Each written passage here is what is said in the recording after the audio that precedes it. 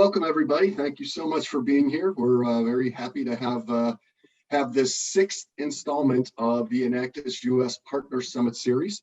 I'm your host, Steve Kapler. I'm the interim president for Enactus United States.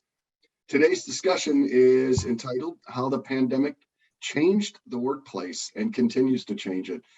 Seeing how it even changes small organizations like Enactus, especially for us around talent acquisition in particular.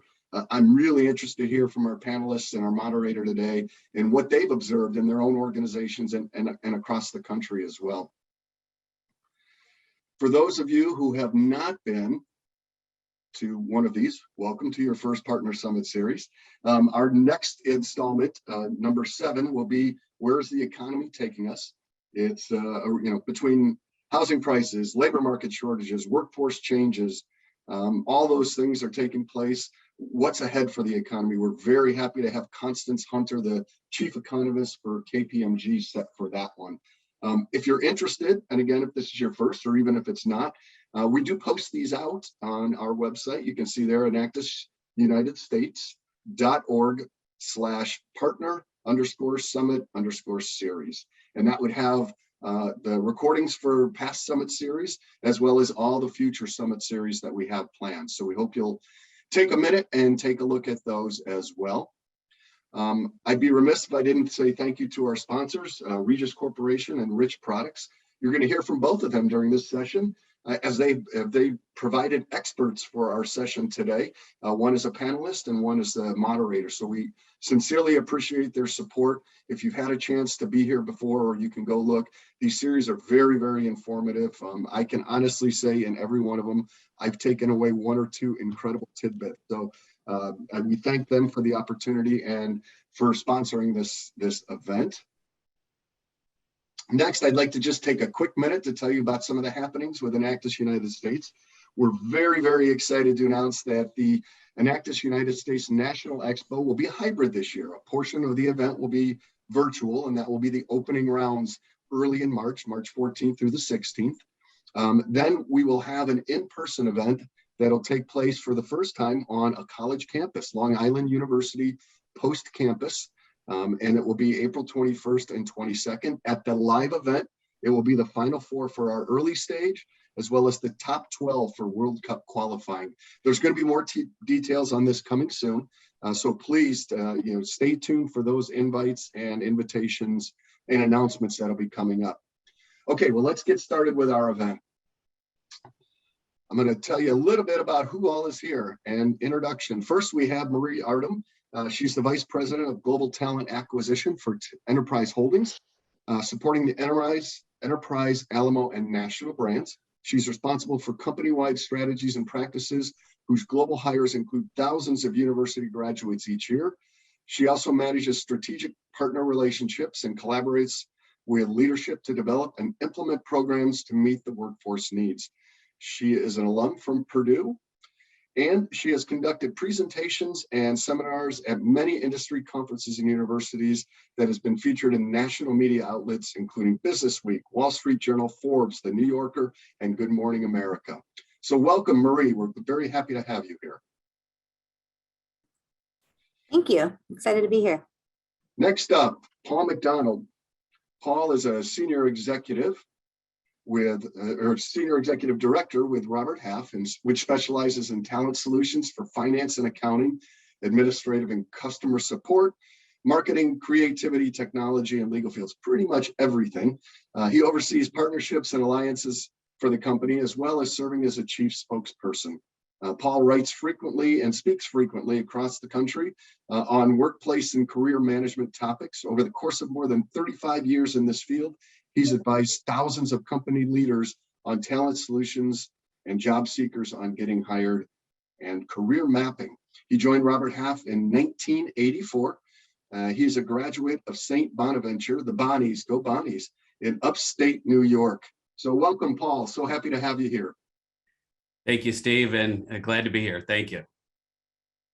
Next up, we have Jim Lain, who's the president of franchise operations for Regis Corporation.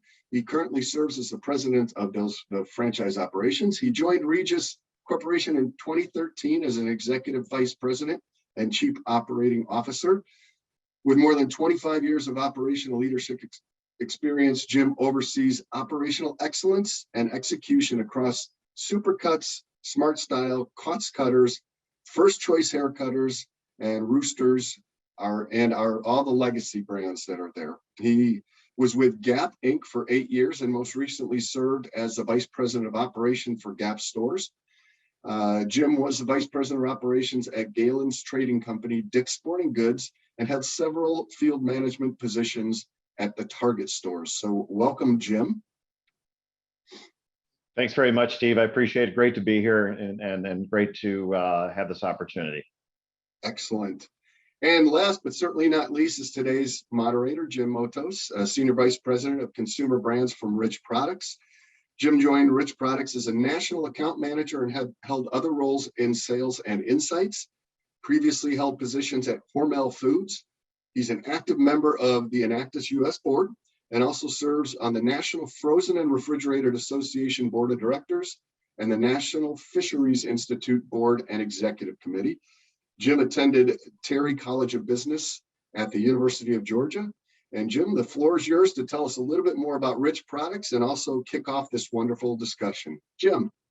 Fantastic, Steve. Thank you so much. I certainly appreciate this opportunity and looking at the backgrounds of our panelists. I am excited about a fantastic discussion that we are about to have. So on behalf of Riches, I just want to say thank you. Thank you for the partnership that we have with Enactus. Not only is Enactus such a powerful thing for universities across the country, but we're doing world-changing things. And that is just amazing to see. For any of you who have been to a US Expo or a World Expo, you see and you leave inspired at what students are doing across this globe to make this a better place to live. And so Rich has always appreciated our partnership with Enactus and looks forward to the things that you guys are going to do in the years to come. So thank you for including us as a part of your mission in this world.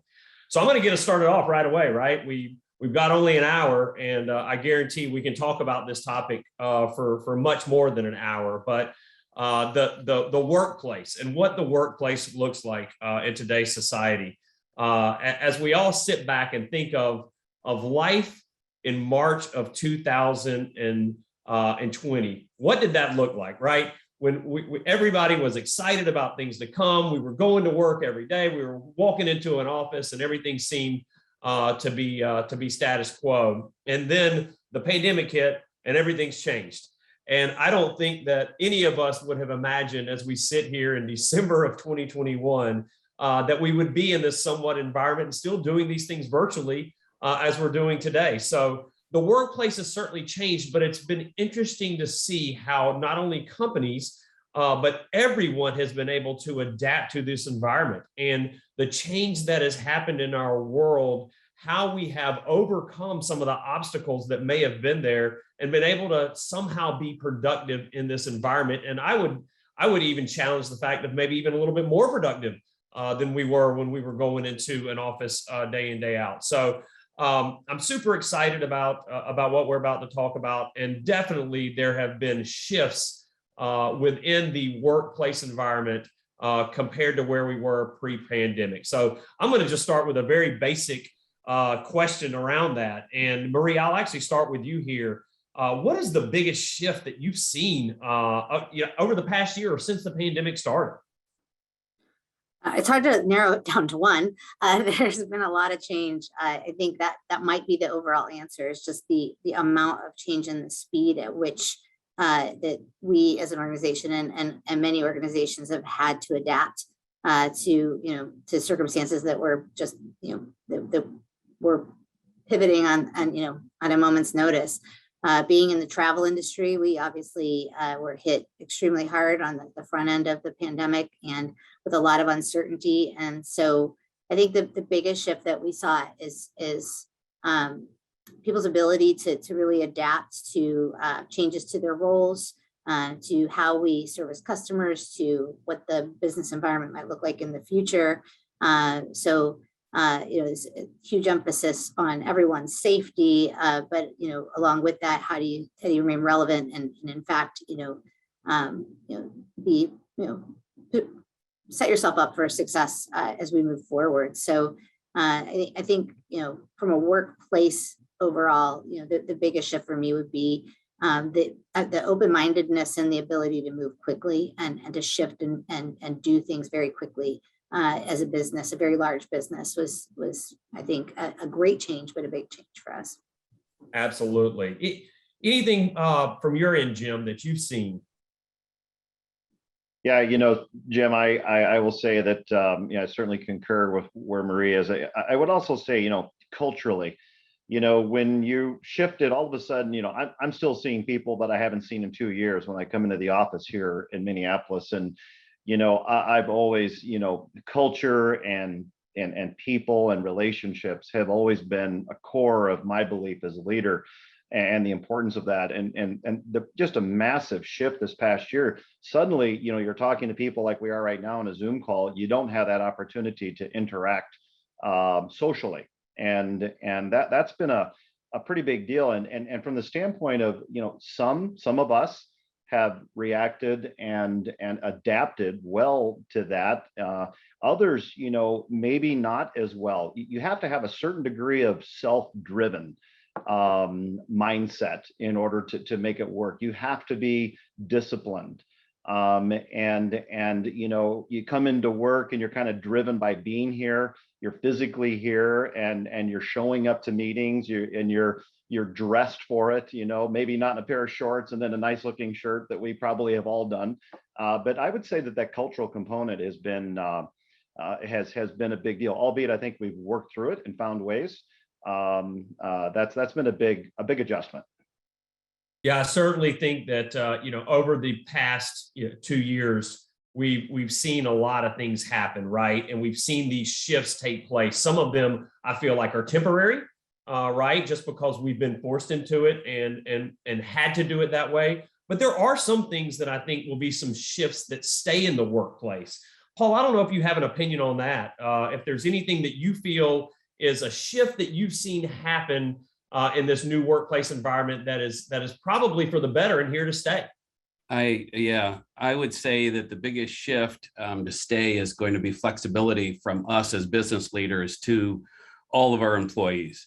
And that could come in the form of looking at remote work as a permanent solution. I mean, it was a nice perk to be offered to many employees before the pandemic. I mean, unemployment was low prior to the pandemic.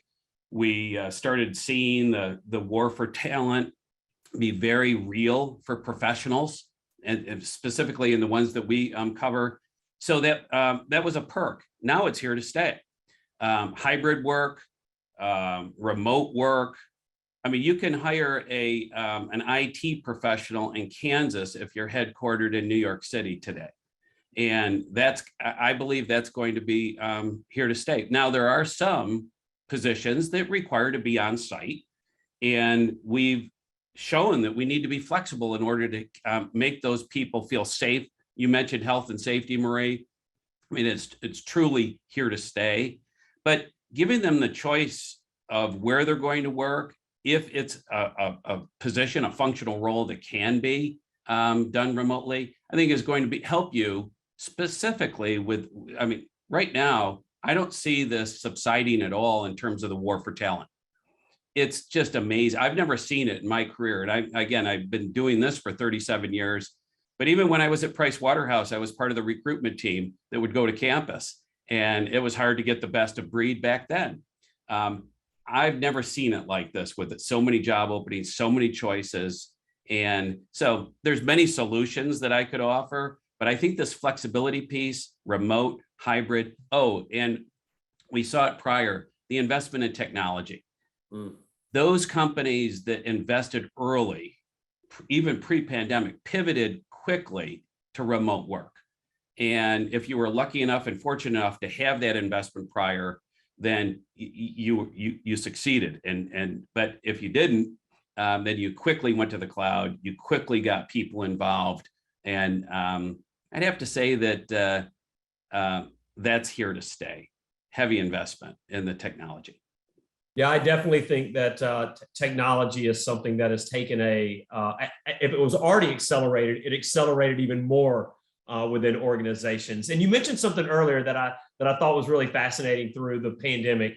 Before the pandemic, when you said you were going to work from home, there was almost a mindset of other associates that, hey, they're taking a day off, right? They're going to go, oh, okay, yeah, you're going to work from home. I think we've all understood now that this work from home environment can happen, and it's not necessarily taking a day off. If anything, I think sometimes associates are working longer hours when they're working from home because they take away some of the transit time and they can't separate between the two. So we'll talk about that a little bit more, but when you mentioned that, Jim, it was something that definitely resonated with me, that the mindset of what we consider working from home and in associate eyes has completely changed the perception that it used to have.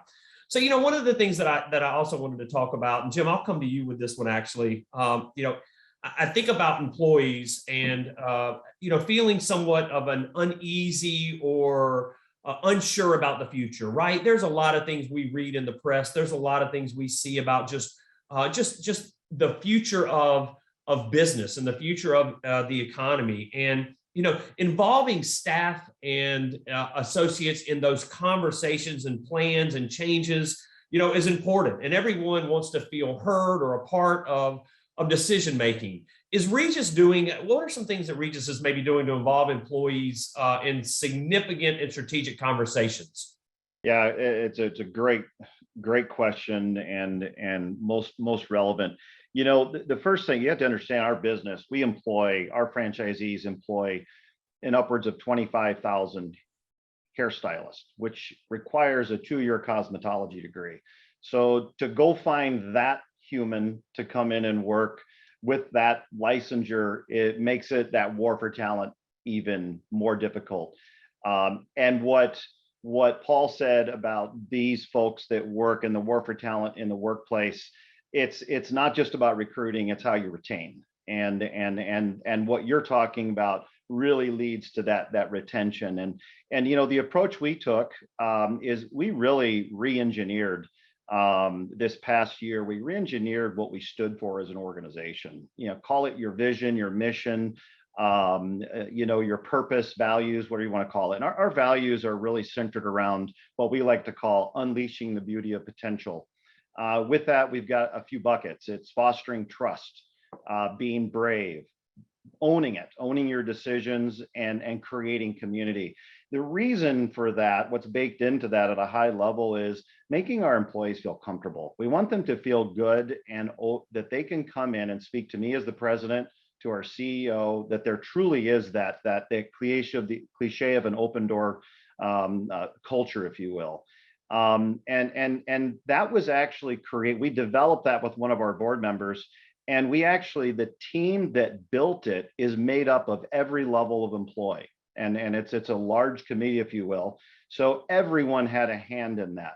And part of the core of this is how we communicate to each other, and how I feel if I am a manager of operations or a more entry level role, what empowerment do I have, and what kind of voice do I have at the table, so to speak. And it sounds very basic, but we really re-engineered simple things like our weekly staff meetings. It starts with an executive meeting, and all the rest of our meetings cascade off of that, so that messaging can flow all the way through the system and then bounce back to the executive team as it relates to whatever feedback might come of that. Now, I've always said for a long time, for 30 years, that the more my people are informed and the more they know what's going on at all levels of the organization, they are far more capable. They bring way more to the table in driving our business and the success of our operation. And then moving off of staff, consistent one-on-ones. We've really built almost a mandated culture where you need to ensure that you're having, and we weren't good at this previously, to be very honest, having those weekly or bi-weekly one-on-ones with your direct reports. Again, creating that communication link. We even do a monthly town hall now where we speak the executive team. We have invites. We bring in individuals that work on our teams, and we update internally and externally our franchisees. We let everybody know what's going on, and I'm particularly proud of where we are today in informing, and that informing allows people to have discussion. And when we say we're willing to hear what you have to say, we're interested in it and we actually act on it. Yes, it's a new path for us, and it's making a difference. We're just beginning right now in the last, I would say the last 3 or 4 months, to really feel the positive impact on our culture. And there could have been people, we've been through a great deal of organizational change. There are people that could have left and they chose not to. They saw that there were some meaningful changes happening. So, you can tell I'm passionate about it. I'm excited about it because it is making a difference so far.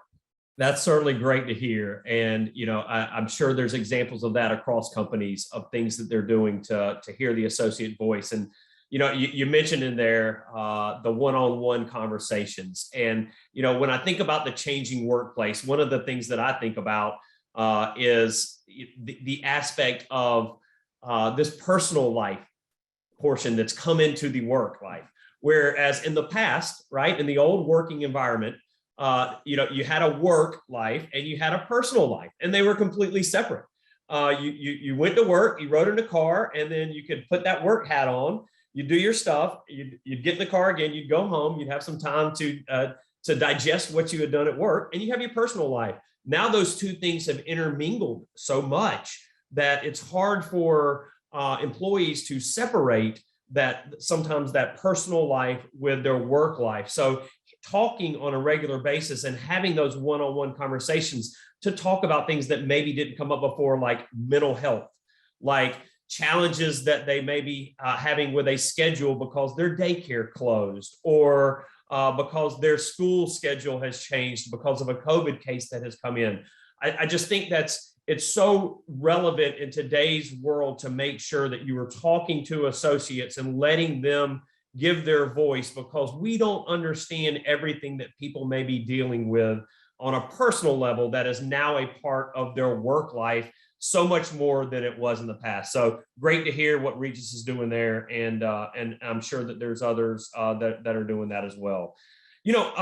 One thing that I think about from from the old environment, from the old workplace environment, is those social connections. And I think, Paul, you may have even mentioned this earlier about the social connection that was in the offices. It's easy when you're not in that social environment to feel isolated or feel somewhat disconnected, even though we're being able to connect virtually, right? Some of the things that you get lost in a face-to-face interaction versus a virtual interaction is some of those personal conversations that happen. So, many companies made accommodations prior to the pandemic to help out with things like that. Paul, I want to ask you, are you seeing any companies supporting this ongoing shift of maybe how we connect, engage, and get work done? Most definitely. And first, I'd like to say everything Jim said is spot on in terms of the culture building and the retention strategies. It's going to win. You're going to win with that today. I think that the social connections. It's, first of all, in polling our people at Robert Half, we've done more frequent polling and to see what they want. And everything you just said, Jim, about isolation, the mental health aspect, we've really focused on what are we doing to bring those people closer to us. So it's like Jim Lain said, one-on-ones, town halls, things of that nature. But they're very anxious. The employee base is very anxious to get out there and community involvement. So in a health and safety aspect, we've encouraged people to get involved. So if it's not a suit drive for people, if it's not involvement with Enactus, if it's it's involvement with the community, junior achievement, Boys and Girls Club, that's helped through this pandemic. Now, early days in the pandemic, we didn't encourage that because the fear of the unknown. But bringing people together in social settings in a safe environment has really been encouraged. The other aspect is, you've heard, and I'm sure you all have had people, virtual happy hours. That seemed to be the first thing that happened. Now, I don't encourage the, overuse of that because it's not and healthy and good, but it helps a little bit. But it's the connectivity, using the technology in order to have people to connect. And then it's mentorship. I know it's not social, but there's those formal mentorships, but then there's the encouragement from the senior executive team to all levels of leadership to make sure that they're connecting on a more frequent basis, just to check in. Like you said, Jim, check in to make sure that people are doing okay through this. And again, what is this, like round 3 now that we're on this new variant, and the fear of the unknown. So empathizing with the employee to make sure that they know how you feel as a team, as an executive team. And that empathy piece is not something that came natural to many people in the supervisory area. I grew up as a boomer. I am a boomer. I grew up in an environment where do as you're told, right? And just execute.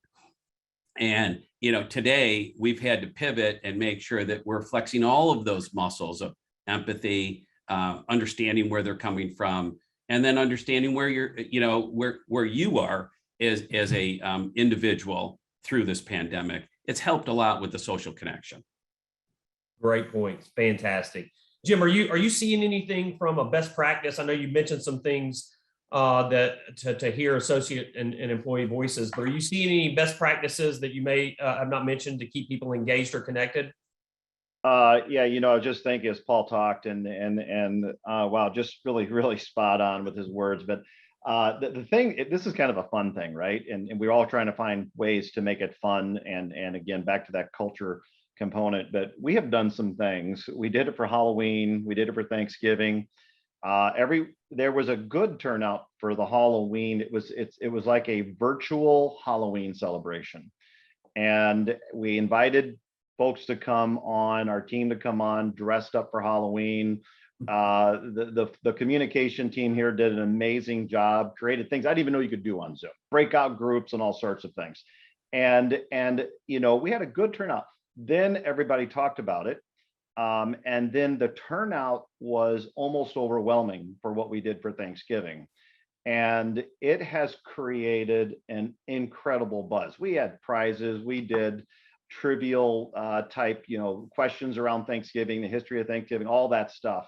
And recognized what the executives got on, we recognized some great performers, some things, people that have been making a difference of late. And I always try to bring it back to the relationship. I really try to, certainly somebody might have created a great new spreadsheet and that's great. But when someone has an impact on someone's life at work or home, they did something super special in that regard. In our business, that's all about relationship. That's the kind of stuff I really like to underscore. And and these cool little, very creative, this team did an amazing job of creating these. And we're doing one here very soon in just a few days for Christmas in the holiday season to recognize that. And everyone is just a buzz with it. I mean, the executive team we have all of our ugly sweaters this week. We're doing a video tomorrow afternoon that we're going to send out to the system. Those are things we didn't do before.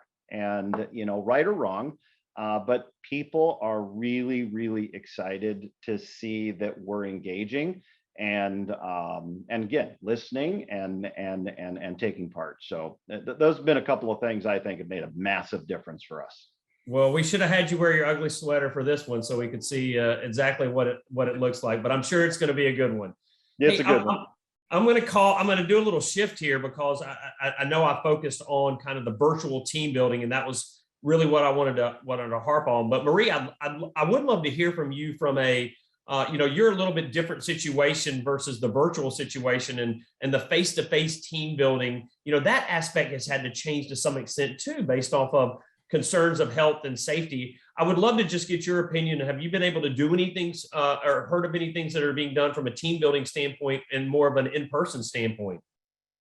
Yeah, we've had a unique situation. So, while we obviously have our headquarters teams that have been virtual and different support areas, the vast majority of our business of nearly 80,000 employees is customer facing, was essential business, was open throughout. And struggled with a lot. It's moved from, safety around, and, safety around the virus itself and your personal safety and your families and your teammates.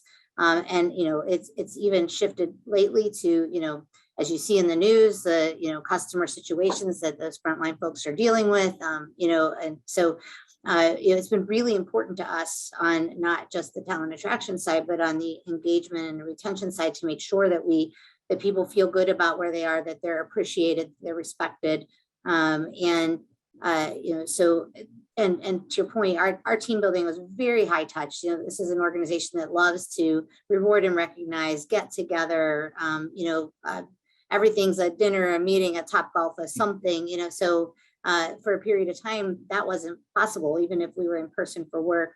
So similar to some of Jim's examples, we've always been big on kind of those had fun, have fun where you are. And that's a big part of our founding values. But to kind of shift it, we incorporated social media, both our internal channels as well as our external channels, as a way to pull that team building aspect back in. So with the Halloween contests that we've always had, where our branches decorate and they all theme into costumes and they compete for prizes. Now we had them submit those pictures into, and then we put them on an online, on an Instagram channel so that, people could see them, share them, vote on them, things like that. So, so we've tried to find ways to make sure people feel connected, even if they can't do the things they typically do. And a lot of that is that transparent communication, and then, I think we did that I'm really proud of as an organization. And one of those big shifts was we did an employee appreciation week, which culminated in understanding what everybody was going through and everybody's situations, from those who part-time wash cars for us all the way through those in, professional and different levels of the organization to everyone got, of 80,000 employees, everyone got a $100 gift card to a local restaurant local to their area. So our HR teams worked with local restaurants, so it supported our local businesses in a tough time, but it gave our employees a big thank you. They were encouraged, as things lighten up or when they could do it, to share it with each other and with their families. And we also used our internal social tool to allow people to kind of share their stories on, what that meant, how they did it, why they chose the restaurant they did, different things like that, which made for just engaged people in a whole different way. Absolutely. And did some help for the local community, right? With the restaurants being challenged during the time, that certainly probably meant a lot to the communities, local communities as well. So really neat, really great example. Talent. Let's talk about talent just a little bit, because, with all this uncertainty, we talked about the heavy workloads. We are asking a lot out of associates and employees at this point. The stress levels, I think, are, when you add in the personal aspect of being at home and the challenges going on with just day-to-day life, on top of the work challenges that are happening, employees can feel somewhat unappreciated, can feel, unnoticed in the work that they're doing. And, it isn't like in the past where you could, take a colleague to lunch, or, maybe do a special little a treat for them there in person. I love some of the things that you shared there, Marie, with some of the things. But, Paul, are you seeing any other ways that companies are recognizing employees during this time? Yes. I can't tell you the number of phone calls or emails or IMs I get from family, friends, and just people, because I'm on LinkedIn. They're feeling very unappreciated right now. And it's the number one reason that people are looking for work, right? You've heard a great resignation. I've heard great reshuffle, because there's so many, okay. I call it right now the great retention. I mean, if we focus and communicate with our employees, we're going to retain them, number one. And that's what Jim was saying earlier. Number two, if we invest in them, for instance, this is working with our clients. I coach them, they've been looking for somebody for 6 months. They can't find that data analyst. Okay. I said, who do you have internally that you could train and upskill, and that saw you through the pandemic, I mean, that goes so far, not only to the person getting promoted, but and getting upskilled. So you got to invest in your L&D, your learning and development budgets. That's a table stakes. You got to upskill, you got to invest, but invest in the people that saw you through the pandemic. They're already inculcated. You already know them, and the chances of them staying with you forevermore is going to be great. Not forevermore, maybe another year in this environment. But then you can backfill with individuals that you can find on the open market. So it's a piece of, you're looking at the puzzle all the time. By the way, for morale, your morale goes through the roof when they see their colleagues getting promoted. So, I mean, you can give raises. You need to give raises if your revenue and your expenses are not under control and you're coming out of this pandemic properly. You can, like I said, promotions, but upskill them. But I think the one that really focus on retention strategies, and everything we're talking about today is going to help with retention, because 11 million job openings approximately right now, unemployment going way down at all levels. And you want to hang on to those people that have seen you through the pandemic. It's just great for morale and your culture. Yeah, we're definitely in an environment right now, I would say, where if someone doesn't appreciate or enjoy the place that they're working, it's not as difficult to go find somewhere else to work. So employee retention is a significantly important thing in today's environment, and something that, just hearing some of the things that you all are saying that you're doing and other companies I know are out there doing certainly helps to keep that employee retention and the positive attitude and spirit up of each one of the employees. Marie, you mentioned this earlier, and I want to touch on it a little bit more, and it was around the health and safety aspect of it. And I think that you certainly, with, like you said, so many consumer-facing associates around the world, it's really important for you in this aspect. So encouraging that health and that wellness for employees and for employees' families, right? Because being exposed to someone that can be sick or not taking care of themselves can certainly impact your workforce and your employee. Anything that you are seeing or doing around this aspect of health and wellness? Yeah, I think we're taking the whole idea of well-being, wellness, safety, and quite honestly, adding to that mental health, are all really key components. We're talking about more, and I think that's it. There's increased communication, interaction, whether it's educating folks on the benefits or the tools that we have. We've put in place doing employee-based webinars that they can jump into that are on different wellness topics, on mental health topics, and then for the business, we really had to focus in on it. We think about the safety of our employees and their families, of our customers, and how they all intermingle. So while we've always been very focused on making sure our cars are clean and our vehicles are our offices are prepared for that, we moved to something called the Complete Clean Pledge, which meant we had to it took twice as long to prepare each vehicle to the standards that we wanted through this. So that meant doubling the workload to do that. And so we had to look at processes and tools and ways to support our employee base, to make them feel good about what they were doing, feel good about being in the office, but also about how they were supporting our customers.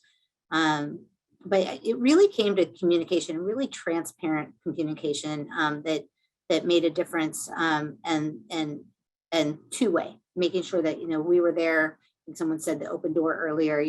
At every level, there was somebody listening and ready to act and taking those steps that we needed. So it meant not just sugarcoating something or putting something out there that it was a plan, but making sure we were following through on it and checking in on people regularly.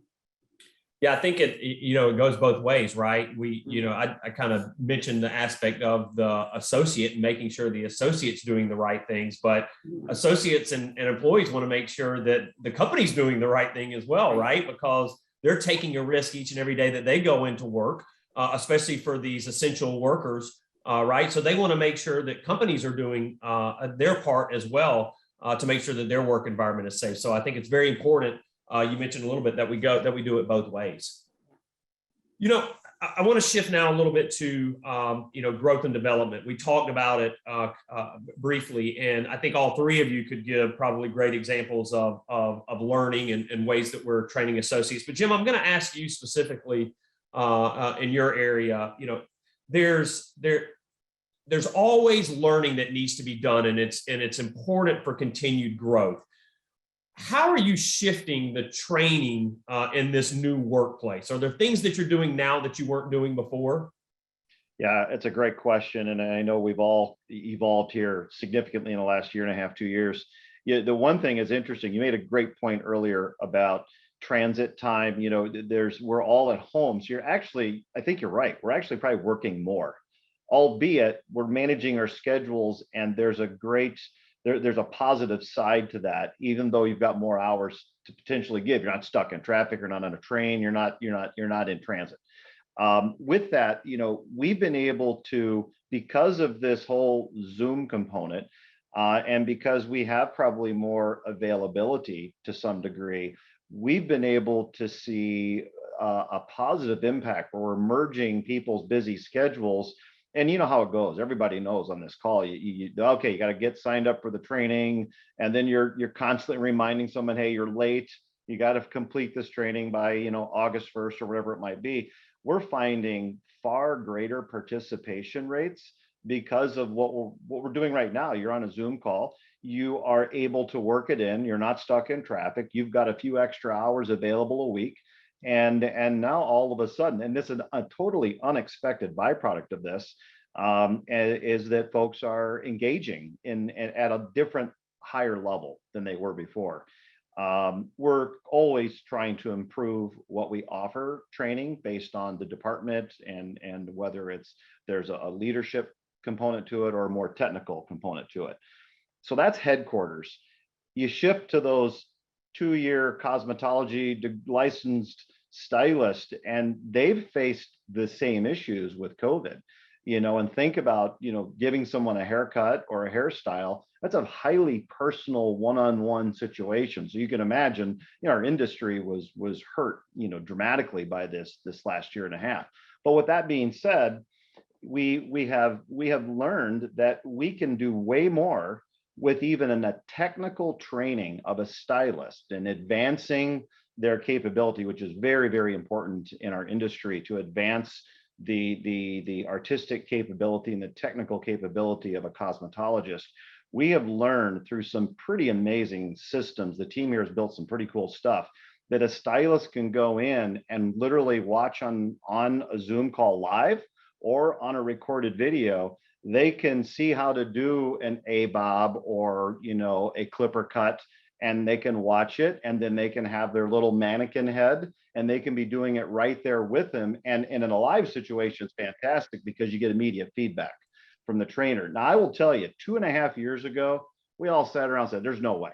You can't train someone how to cut hair, through a video. And we've learned that, what, you can. Maybe not 100% of the technical training can be done, but a much larger percent can be done. And we would have never learned that because we would have never been pushed to find solutions to those problems. So it's pretty cool to see it advance itself. And it's cost savings too. The travel and the work that went into all of that. I mean, there was significant money spent, and now we're way more effective and way more efficient with it. So those are two kind of cool things in our industry that have kind of, especially that technical side of our business. Yeah, that is amazing. And you don't even think about, like you said, the savings aspect of it, right? That everybody doesn't have to get on a plane, go to one location and do it. Companies are benefiting from that as well. And we all know that with the rising cost of everything else, any savings that organizations can find is ultimately going to help the end consumer in this country. So that's what an amazing example of. I've never thought of being able to learn hairstyles virtually. That's just, as long as we don't get to the point where they teach me how to cut my own hair, yeah, we're probably okay. Jim, I say it all the time. You don't want me cutting your hair, especially if I'm going to watch a video to learn. So I'll avoid that one. So absolutely. And some of the things that I will tell you guys, I'll just use a personal example that we've seen is, not only are you learning to do things, learning to do training in certain ways, but I think we're having to train certain associates on skills that they may not have needed to have in the past. I'll give the example of, for me, from a sales team standpoint, we've really gone hard at training our sales team of how to interact with a customer virtually. Because when you would, in the old pre-COVID, pre-pandemic days, all meetings seemed to be person to person and face to face. You would go in, you'd go to the location, you'd sit down, you talk 5 minutes probably about your family or your interest or their interest. Then you maybe get in a little bit of the conversation about the product that you're talking about or the discussions you want to have. And then you close with some more just, casual conversation. That has changed in this virtual environment. People's time is very important. And if you have a 30-minute call, they are looking for 30 minutes worth of material for them to understand exactly what you're trying. So you lose a lot of the background stuff. And some people have a real hard time understanding of, we got to get to the point right away. So there's just some basic selling training that you've had to teach of selling virtually versus selling if you were normally in person, which I think is something that is new that we would have not expected prior to the pandemic. So I know that we're almost close to time, and if there's any questions that anybody wants to post, I certainly can ask those as well. But if they're not, I kind of want to end with this, and I'll ask this to all of you, but I'll start with Marie. When you think about culture,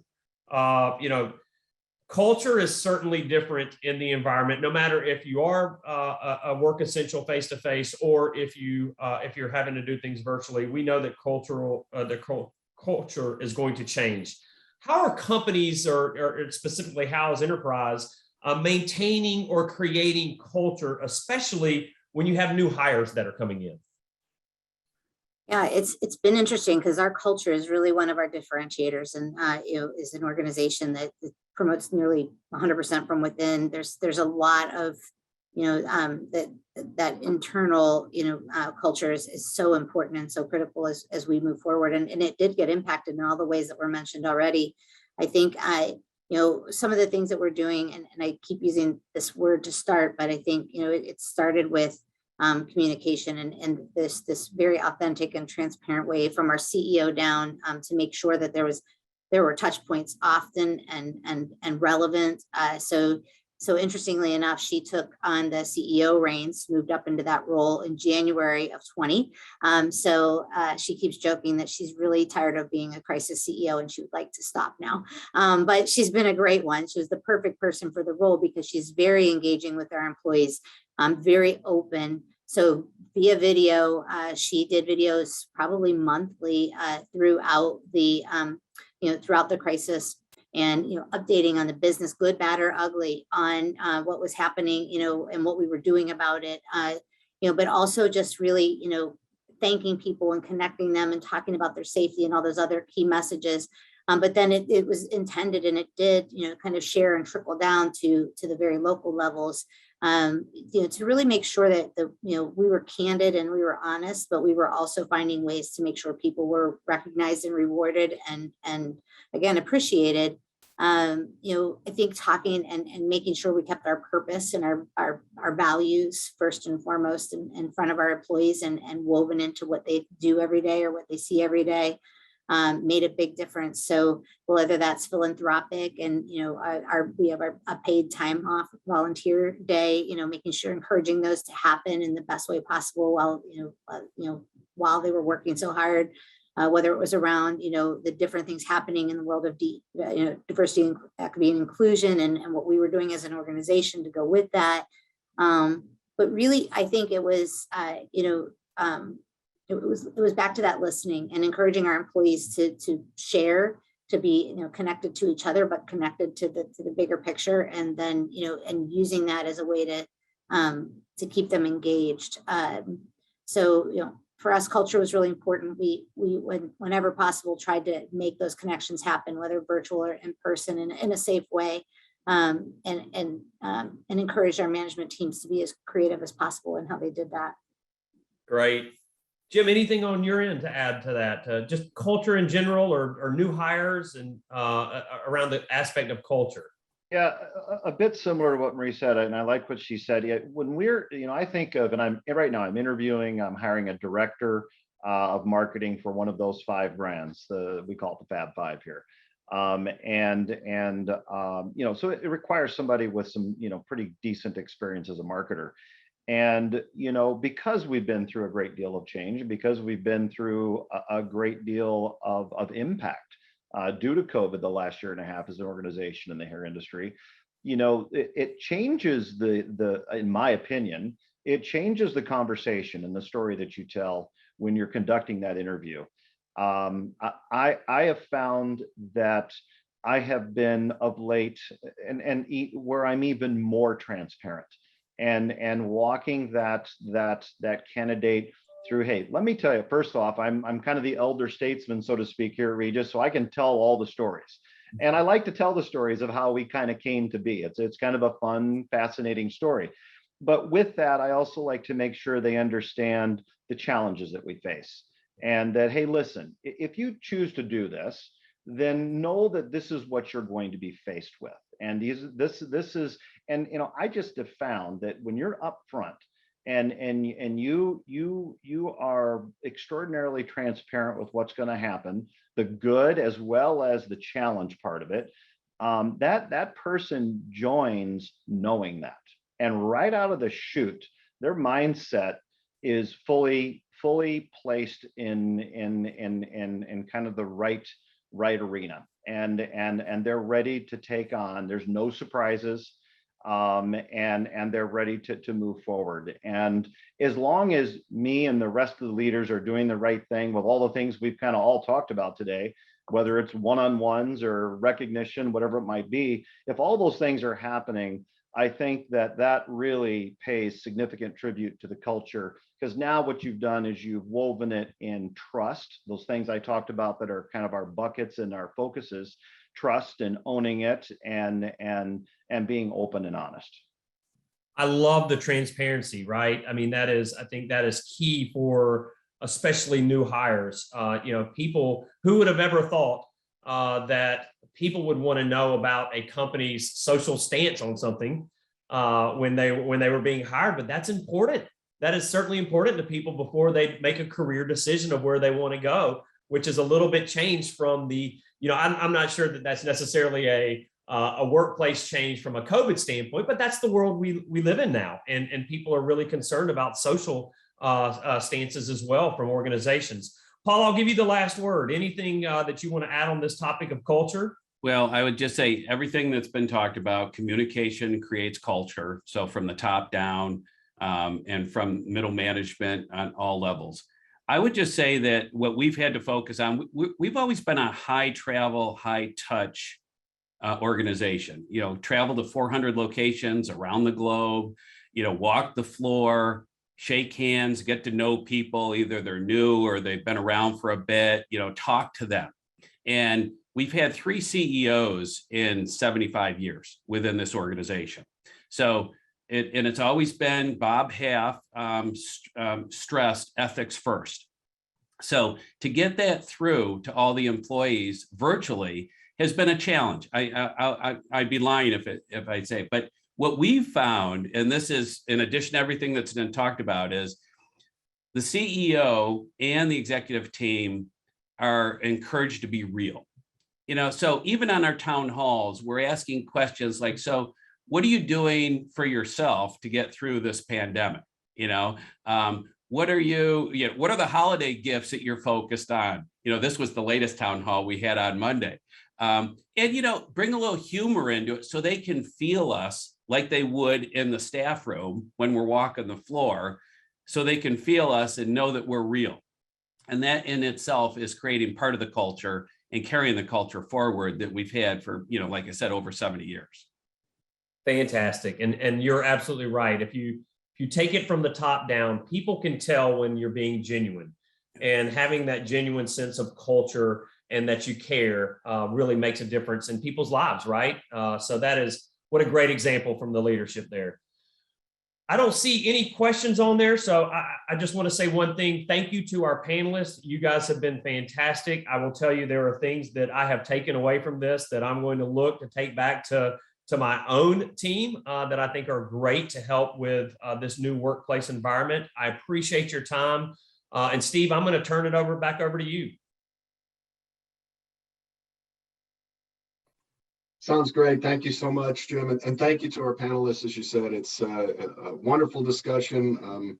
As usual, as I said in the opening, you're going to learn something. I took some great notes away again, and just so thankful of your time and appreciative of your time, as well as Jim, Marie, and Paul. In fact, I'd like to throw it for just a second over to Jim Lain, who is part of our second sponsor group for this Partner Summit series, to tell us just briefly a little bit more about Regis and the partnership. Yeah, Steve, thank you. You know, and I'll be transparent and authentic. I am learning a lot with all of you. This is my first event that I've attended. It was a leader previous to me that was engaged and part of Enactus. So I am you know, kind of listening and taking it all in and taking part. So I'm actually very excited about, and Marty's been fantastic in educating me kind of along the way. But I'm excited by what this organization brings to the table. I noticed that there's at least one person that joined today that we used to work together. And it's like, oh my gosh, talk about, you know, 6 degrees of separation. So I am, you know, I am after this today and listening to the really strong insights from obviously some very, very tenured leaders, was particularly inspiring even to me as a tenured leader myself. Just the learning, it certainly reminds me that, you know, that old adage of sharpening the saw, regardless of the number of years you've been doing it, is pretty critical. So I just say thank you to Enactus, and I look forward to a future and an opportunity to, you know, contribute to the best of the ability that I can. All right, great. Thank you so much, Jim. And just as a quick reminder, we mentioned it in the opening, there'll be another opportunity for that sort of interaction that we had today and the ability to learn. This will be on February 16th, and it's Where is the Economy Taking Us? Looking at a variety of aspects of how the economy has changed and what it might mean moving forward. We're so very, very pleased to have Constance Hunter, who is the chief economist of KPMG, as part of this. So you're not going to want to miss that one. And we'd mark your calendars today. So it's February 16th. And with that, on behalf of everyone at Enactus, thank you so much for attending today. We're very grateful for your time and attention, and obviously your support of Enactus' vision of a better, more sustainable world.